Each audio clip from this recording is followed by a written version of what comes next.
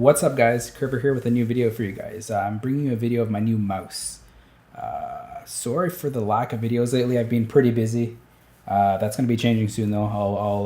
I'll be able to get some more content up with you guys and also bring the review that I promised of the iX.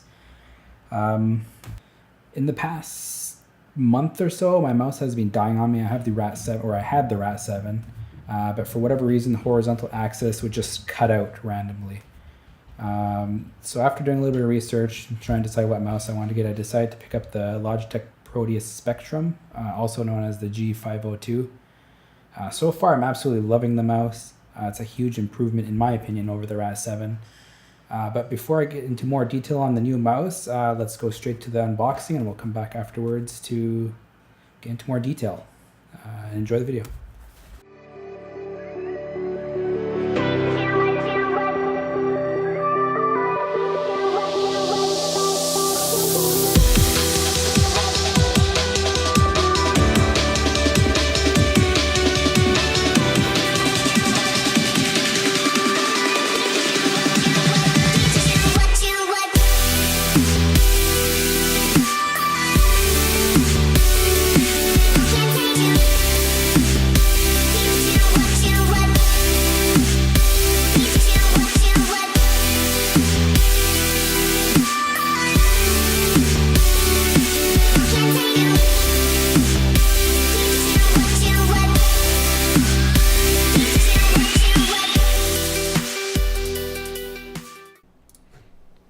Alright, so here's the Proteus. I'll just compare it to my R.A.T. 7, my old MX18.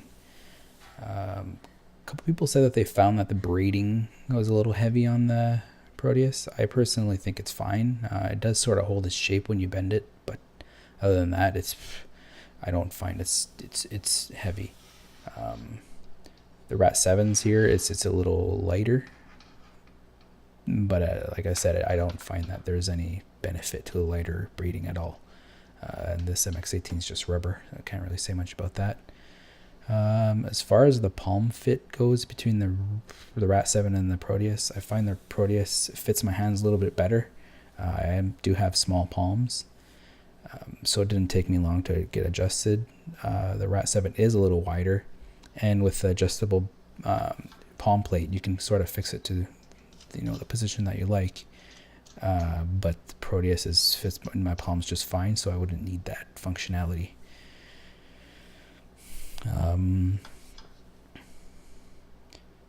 As far as a weight goes, the MX18 is very light. This mouse it weighs nothing. The Proteus is not.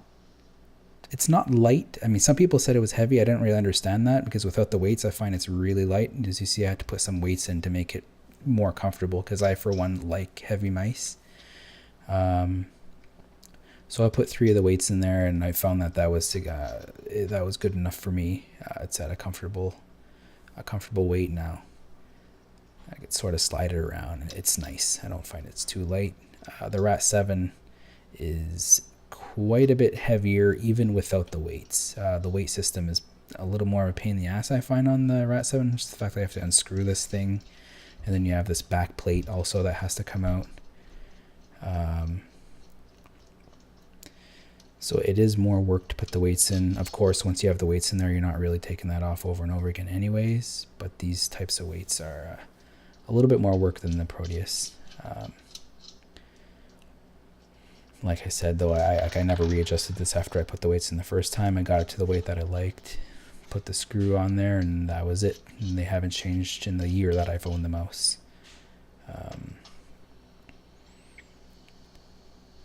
Yep, but I much prefer the weight of this. It's nice.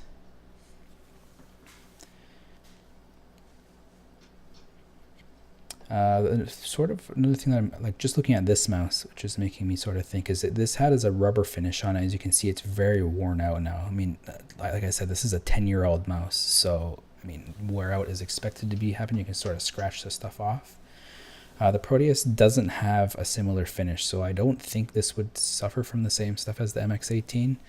The finish on it is it's hard on the top, and the rubber on the side is very durable as it seems, so I don't think it'll be coming off.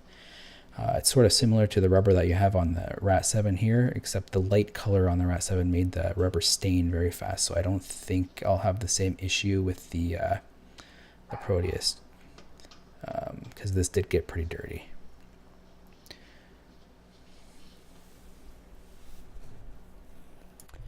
All right, well, let's take a quick look at the Logitech gaming software itself to program your mouse and stuff like that. Right off the bat, I find this a lot nicer than the one that came with my R.A.T. Just because of how unintuitive the R.A.T. software was. I actually never ended up really using it. I played around with it a bit at the beginning, but it was just so not user-friendly that I just didn't care to get into it and make my own macros and stuff like that. The way they go about doing this is quite a bit easier, I find.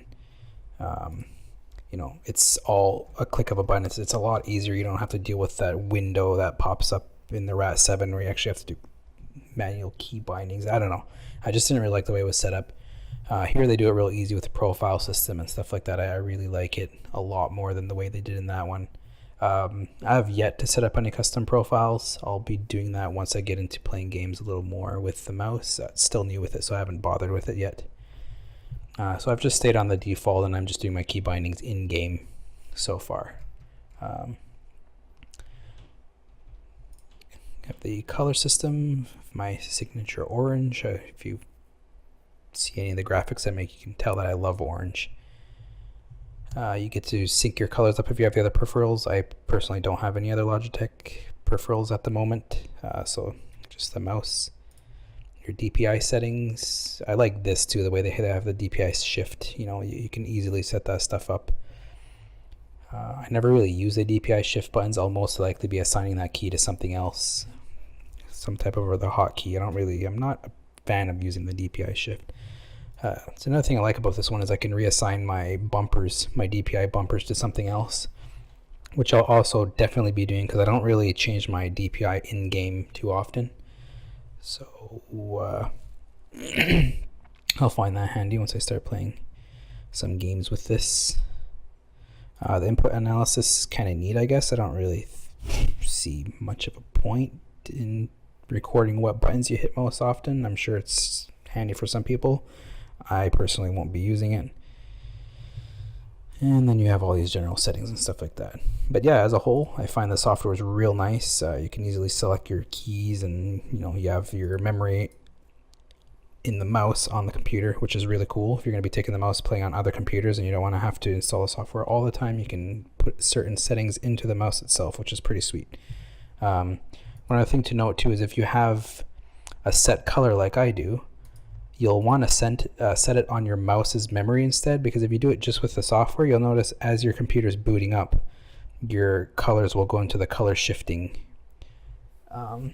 pattern. So if you don't want that to happen, you gotta just program the color into the memory built into your mouse and you're good. The color will stay set even when your computer's starting up, and the software doesn't even have to be running for the color that you have set to show up. So that's nice. Otherwise, yeah, it's pretty straightforward. Just program your keys, make them do what you want, and that's about it. Well, I think this concludes the unboxing overview of the Proteus Spectrum. Thanks for watching, guys. If you have any questions for me, feel free to throw them into the comments section. I think there's plenty of videos that cover this mouse enough that I don't need to go into too much detail. Until next time, have a good one.